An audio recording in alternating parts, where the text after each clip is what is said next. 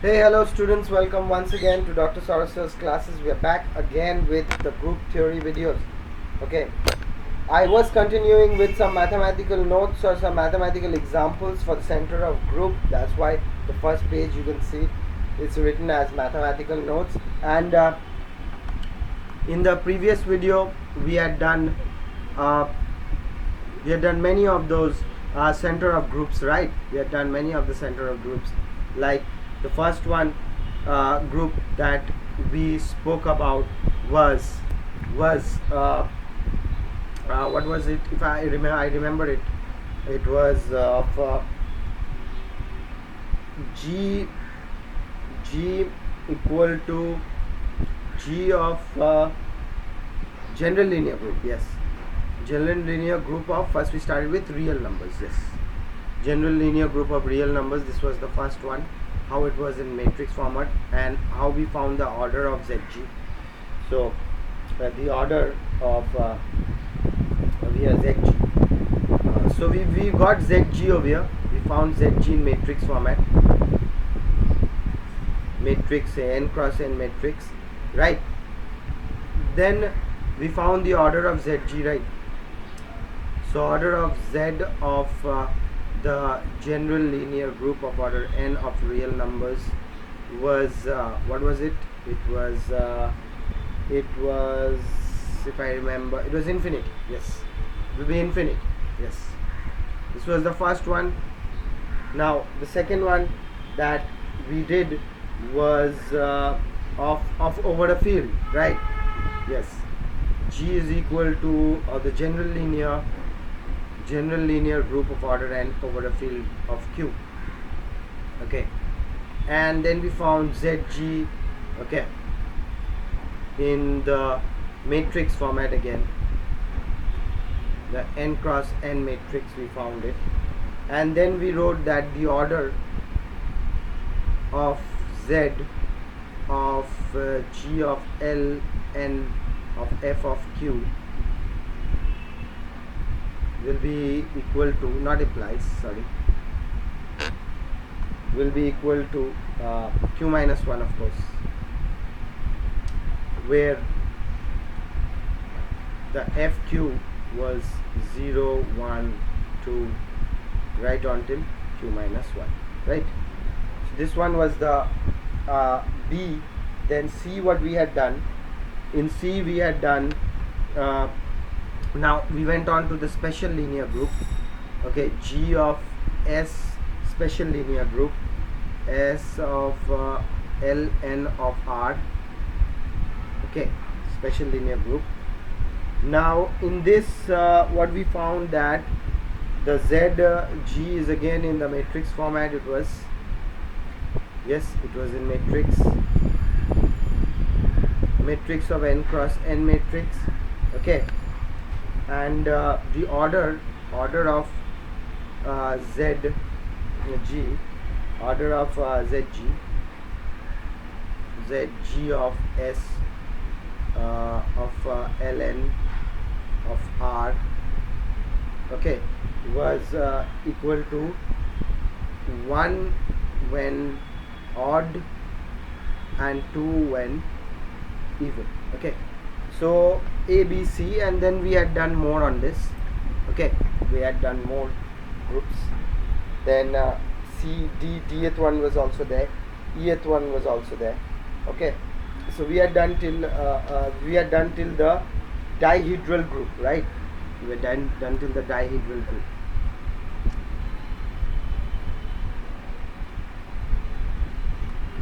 We had done till the dihedral group D of order Dn of order 2n.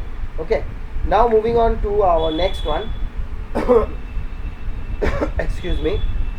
Moving on to our next one. Okay, is the complex, for the complex number.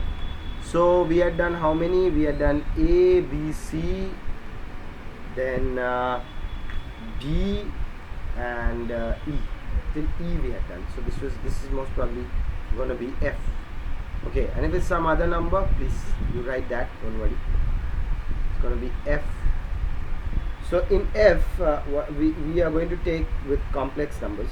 Okay, So we are writing if G is equal to special linear, let's take Ln of complex numbers, okay, for n greater than 1, right, then Z of G, the center of the group, will be again in matrix format. It will be same way, right, onto 0 here, then 0, then A, then 0, onto 0, then 0, 0, A, so like that, A, okay, something like that will be, and it will be of n cross n matrix, and same thing, A will not be equal to 0, and A will belong to complex numbers, okay. Then the order of Z G of S L n of complex numbers will be equal to n, okay. The order of this will be equal to n. There's no other option, okay. You can see over there with a special linear group, there's no other option because n is greater than or equal to 1 and it's simply given in a matrix form. So the order of Z will be n, okay, students. Now moving on to the next one is, next example actually is G. F is done, now G, right? Yes, G. Let's take this. So this is G. In G we have a simple group. It says if G is equal to Q8, okay. Now mind you, this Q is not rational, okay. It's not a rational number, okay. It's a quaternion group. It's called the quaternion group, okay. If I remember properly, it is called a quaternion group, quaternion or quaternion group. It's like this, quaternion. It is QUARTER, quaternion, okay. Quaternion group, quaternion group G8, okay. So this G8 is equal to, so let's write it once again. So G is equals to, not G8, Q8 is equal to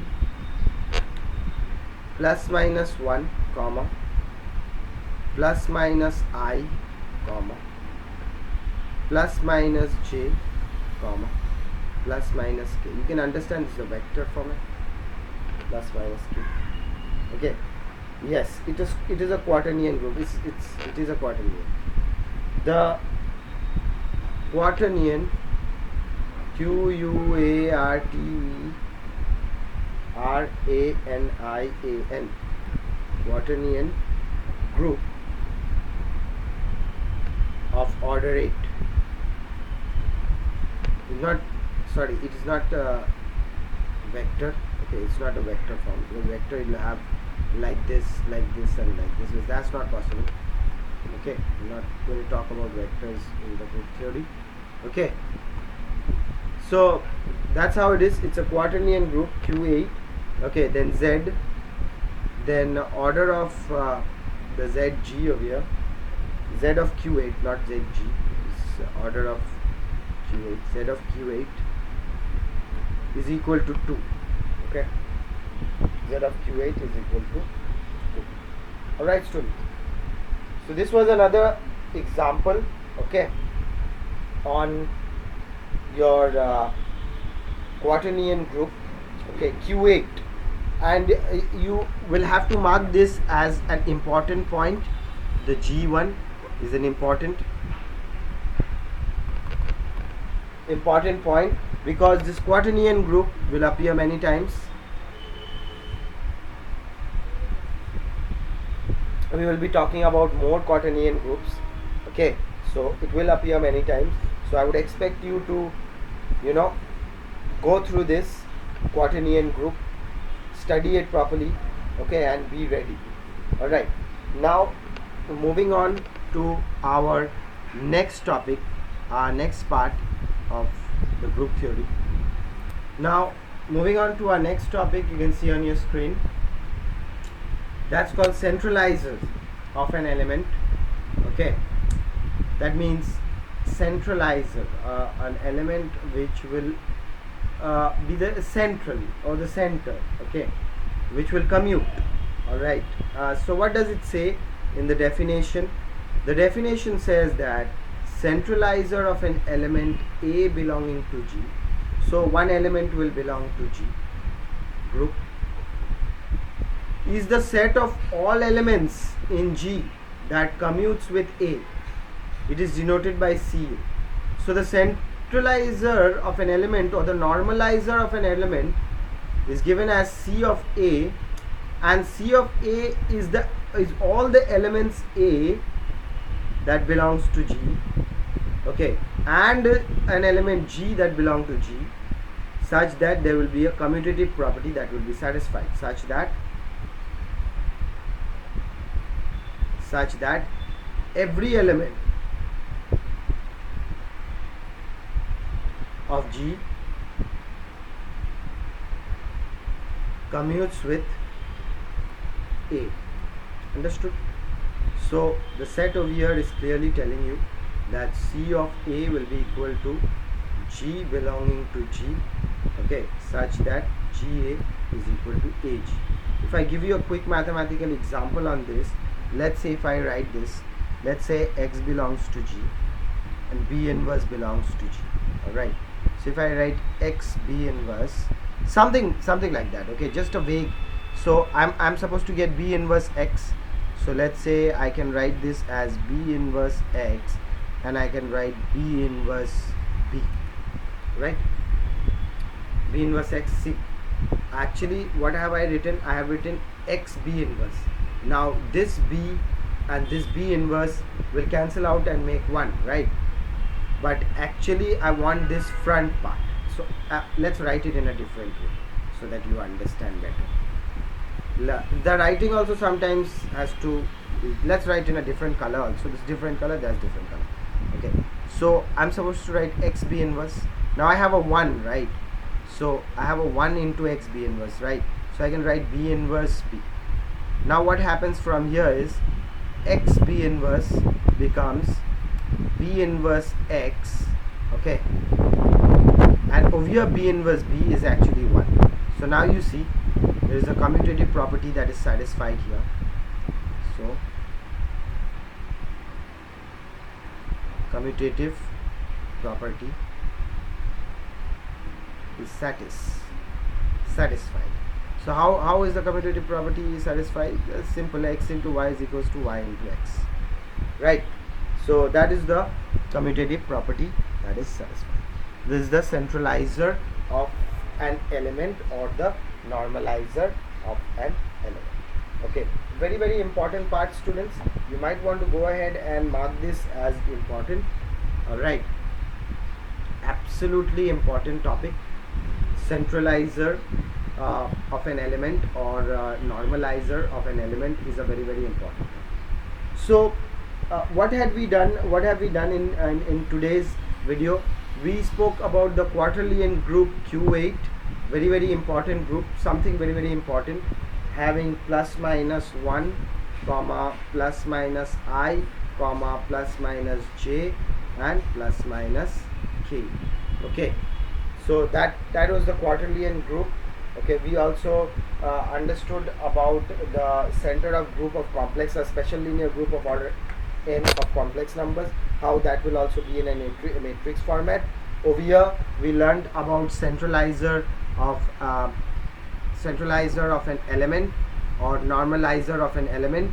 So what is the centralizer and normalizer of an element? If we repeat once again, the centralizer of an element A that belongs to G is the set of all elements in G that commutes with A. Okay, commutes means satisfies the commutative property. It is denoted by CA, where CA is equal to G that's belonging to G and GA is equals to page. So that's enough for this video, students. I don't want to hassle you with too much of details for this part. We will continue the group theory part. There is more to it, okay, lots more. We'll continue in the next part. So you keep taking as much help as possible from Dr. Soros's classes, because all the help that you'll be needing will be provided here at Soros's classes. Thank you for watching, students. We will continue this in the next video. Bye bye.